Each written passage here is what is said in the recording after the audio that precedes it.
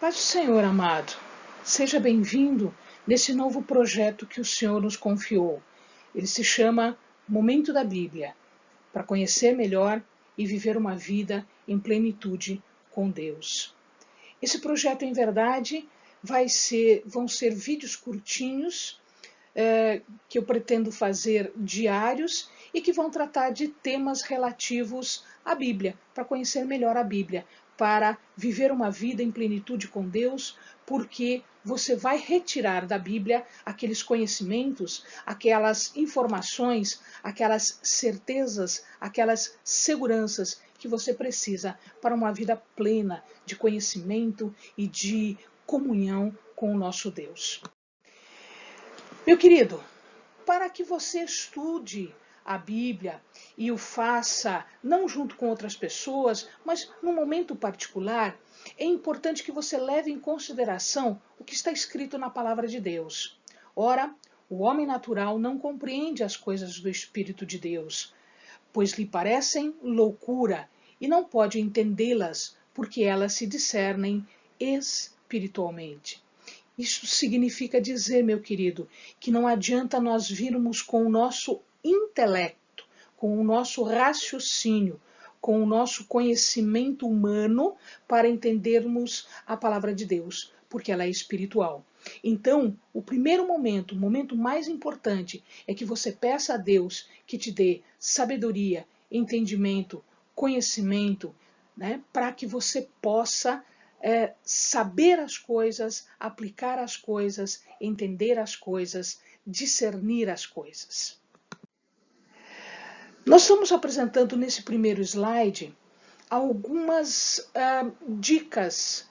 Eu faço assim, a maioria das pessoas que estuda sozinha faz desse jeito.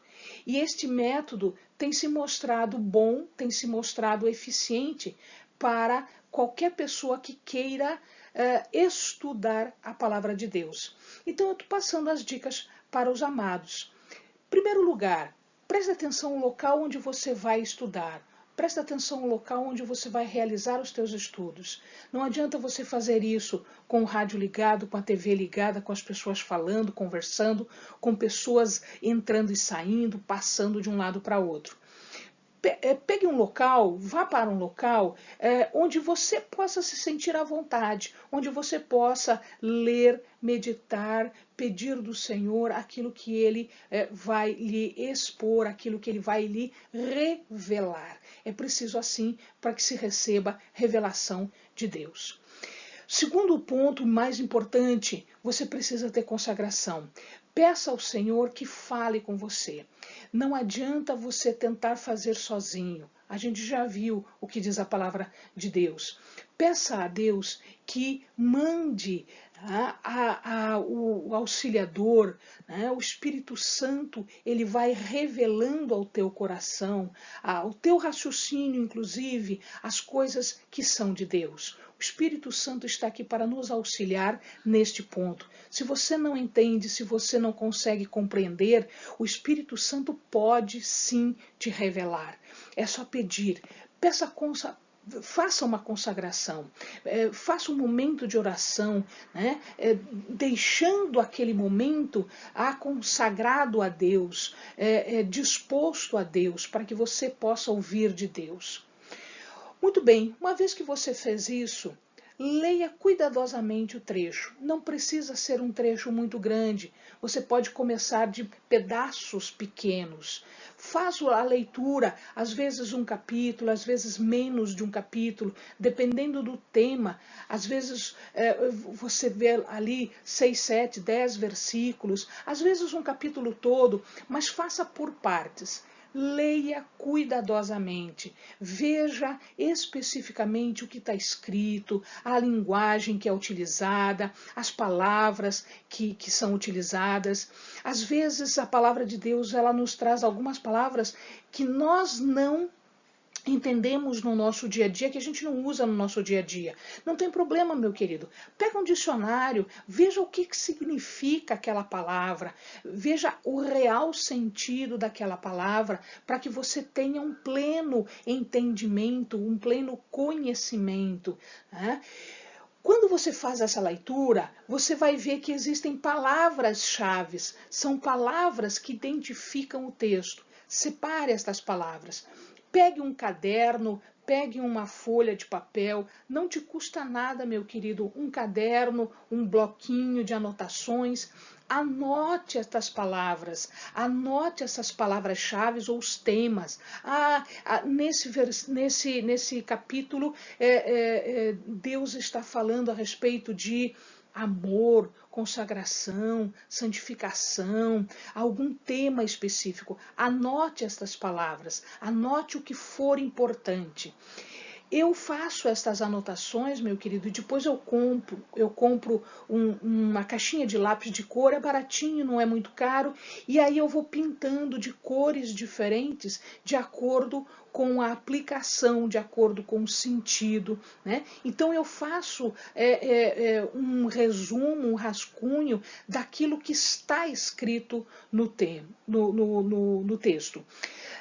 Se você dispõe de livros de comentários bíblicos, existem muitos livros bons de comentários bíblicos, pode utilizar. Veja se a pessoa é de Deus, veja se ela é um mestre de verdade, se ela tem uma vida consagrada, se ela não está falando heresias, falsas doutrinas.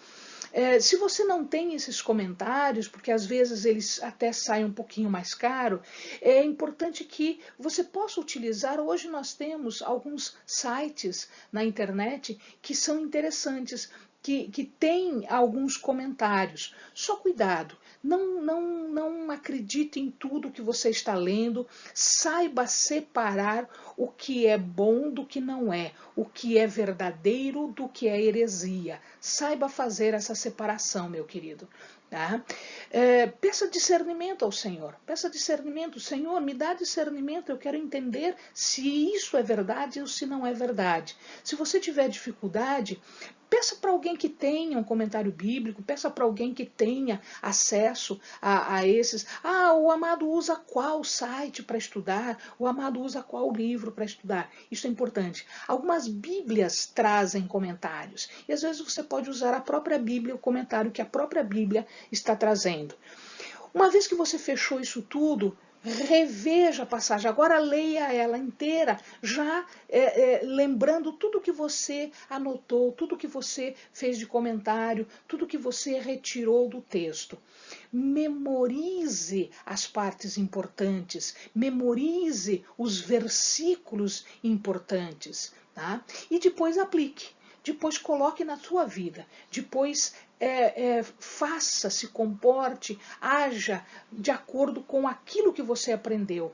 Então, eu quando leio alguma parte, eu vejo as lições, eu vejo as bênçãos, maldições que possam surgir de um comportamento diferente. E aí eu aplico aquilo que é necessário para a minha vida. Esse é o sentido de estudar a Bíblia. O sentido de estudar a Bíblia é fazer a aplicação.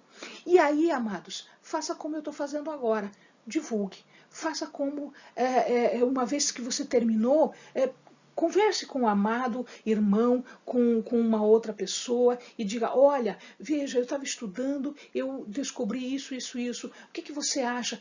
Troque informações, comente. Isso enriquece a nossa vida espiritual. Divulgue aquilo que você estudou, converse com outras pessoas, né? Eu estou estudando isso. O que você está estudando? Troque essas informações que elas são importantes. Muito bem, meu querido. Aqui nós temos a estrutura da Bíblia, então nós vamos começar por aqui. Por isso que esse vídeo vai ficar um pouquinho mais longo do que os outros vídeos, né? Eu sei que a Bíblia é composta de Velho Testamento e Novo Testamento. Tudo bem, eu sei que você sabe, eu só preciso explicar uma coisa super legal que nós encontramos aqui. Então veja lá, o Velho Testamento ele é composto dos 5 livros da lei, chamado Pentateuco, de 12 livros históricos, de 5 livros poéticos. Quando eu falo livro poético, eu estou falando aqui de provérbios, eu estou falando de salmos, né? Existem 5 livros dos chamados profetas maiores, 12 livros dos chamados profetas menores. O Novo Testamento ele é composto de 4 livros que são chamados de evangelhos, né? Um livro que é o histórico, que é o Atos, são 13 cartas de Paulo, são 8 cartas gerais e um livro de profecia, que é o livro do Apocalipse. Agora, o que é importante aqui, isso tudo você já sabia. Olha só que coisa legal, que coisa importante nós temos aqui. Vamos dividir esses livros todos, esses 66 livros, numa escala de tempo. Então vejamos lá, desde a criação do mundo, então começou com a criação do mundo, aqui ó, começou aqui. Desde a criação do mundo até a época de José, quando José foi para o Egito e ele lá, cheio de dias, ele acaba morrendo, né? Nós temos um livro que conta toda essa história, que conta a história dos patriarcas, Abraão, Isaac, Jacó e o próprio José. Ainda no Egito, o Gênesis, é o livro do Gênesis, ele termina com a morte de José.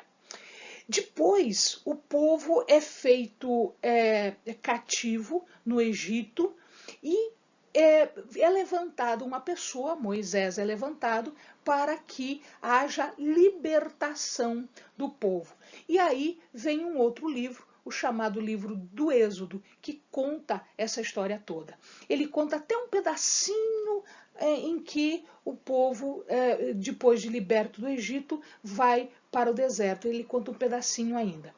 E olha que interessante, mais ou menos aqui em 1900 antes de Cristo, nós temos o livro de Jó. Jó, a gente não tem certeza de data, mas aproximadamente nesta época. Então, o povo já está no Egito, mais ou menos aí quando acontece a história de José, é que o livro de Jó acontece, a história de Jó acontece. E aí vem aquela série de livros, né, que a gente conhece lá do Velho Testamento. Então, no deserto nós temos um pedacinho do livro de Êxodo, depois nós temos o livro de Levítico, Números e Deuteronômio, ainda dentro do deserto. Quando ocorre a conquista da terra de Canaã, eu já tenho o livro de Josué que conta essa história para nós, né? Uma vez instituídos os juízes, o livro de Juízes vai contar a história para a gente, e nós temos mais um livro que fala alguma coisa dos juízes, que é o livro de Ruth. Nessa época, na época dos juízes, é que se passa a história de Ruth. E aí o povo pede um rei, e Deus levanta, então, primeiro Saul, depois Davi e depois Salomão. Quem conta essa história são os 2 livros de Samuel, 1ª e 2ª Samuel, e o livro de 1ª Crônicas também fala sobre esse assunto, né?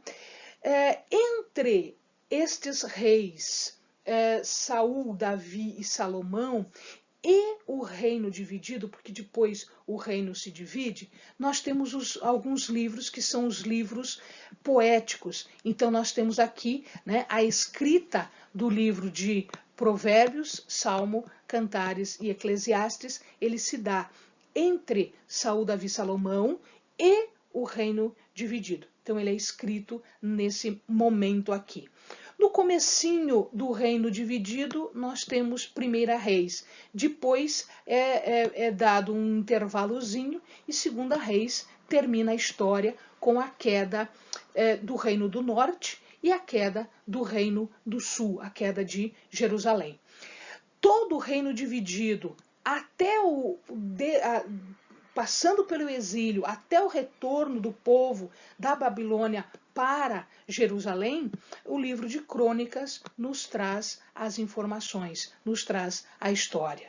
Dentro já em Jerusalém, quando o povo volta para Jerusalém, vindo do cativeiro em Babilônia, nós temos dois livros, o livro de Esdras e o livro de Neemias, que nos contam o que aconteceu. E aqui se passa, já no início do retorno, se passa a história de Ester.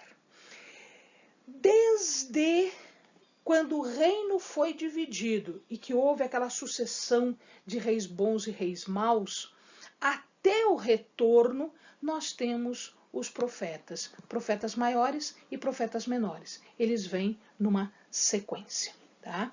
Então, aqui, meu amado, se você quer estudar uma época, se você quer estudar um rei, se você quer estudar alguma coisa específica, você vai observar aqui qual é o livro que trata desse assunto. Ou, se você está estudando um livro, você sabe, por esse esquema aqui, você sabe em que época aquele livro foi escrito. E no Novo Testamento? No Novo Testamento é igual. Então, nós temos aqui o início de tudo é o nascimento de Jesus. Tá? Então, nasceu Jesus, nós vamos ter 4 livros, que são os evangelhos, que falam da vida de Jesus, desde o seu nascimento, alguns até falam antes do nascimento, até quando ele morre e quando ele ressuscita, ele ascende aos céus. Então eu tenho Mateus, Marcos, Lucas e João que falam desse assunto. Desde a morte e a ressurreição de Cristo e a ascensão aos céus, até quando Paulo é preso em Roma, eu tenho um livro histórico que conta toda a criação dos cristãos, né, desse movimento, dos apóstolos, a história daqueles que querem seguir a Cristo e, portanto, se denominaram cristãos. Isso, Atos, vai então desde a crucifixão e a ascensão de Jesus até quando Paulo foi preso em Roma. E nessa época, mais ou menos por 50 depois de Cristo, né, Cristo já nasceu depois de Cristo, ali em primeira, segunda viagem missionária de Paulo, nós temos a primeira e a segunda carta aos Tessalonicenses. Um pouquinho antes de 60, então um pouquinho antes do Paulo ser preso em Roma, ele escreveu a 1ª e 2ª Coríntios, Romanos e Gálatas. E depois nós temos a carta ainda de Tiago. Entre 60 e 70, quando Paulo foi preso, durante o seu aprisionamento, e um pouquinho depois, ele escreve várias cartas nessa época da prisão dele. Então ele escreve Filemon, Filipenses, Colossenses, 1 Timóteo e Efésios. E Pedro escreve a 1ª e a 2ª carta. Uma vez que Paulo é solto, ele começa a fazer outras viagens. Ele escreve Tito e já na sequência ele escreve Timóteo antes da morte dele. Ninguém sabe o autor de Hebreus, mas o livro ele tem mais ou menos esta data, foi um pouquinho antes da destruição de Jerusalém. Né? A destruição de Jerusalém estava prevista e o livro de Hebreus foi feito um pouquinho antes. Entre os anos de 70, portanto, depois de Jerusalém ser destruído, né, vem o livro de Judas. E entre 80 e 90, entre os anos 80 e 90 depois de Cristo, nós temos aqui a 1ª, 2ª e 3ª cartas de João. E quando João foi exilado em Patmos, quando ele fica no exílio de Patmos, ele escreve o último livro, né, que é um livro profético, que é o livro de Apocalipse. Amém, amados? Hoje um pouquinho mais demorado, porque nós demos algumas dicas de como estudar e nós aproveitamos o momento para explicar também como é que a Bíblia está dividida em termos de cronologia, em termos de tempo. Quando aconteceu o quê? Quando o amado for estudar, o amado pode escolher uma data, né? Ah, eu quero saber o que aconteceu aqui. E aí você vai direto naquele livro que trata do assunto. Ou então, se está estudando um livro, eu quero saber quando isso aconteceu, o que estava acontecendo no mundo quando isso aconteceu na Bíblia. Então você tem aí as informações todas. Amém, meu querido? Bons estudos e até a próxima. Fica com Deus.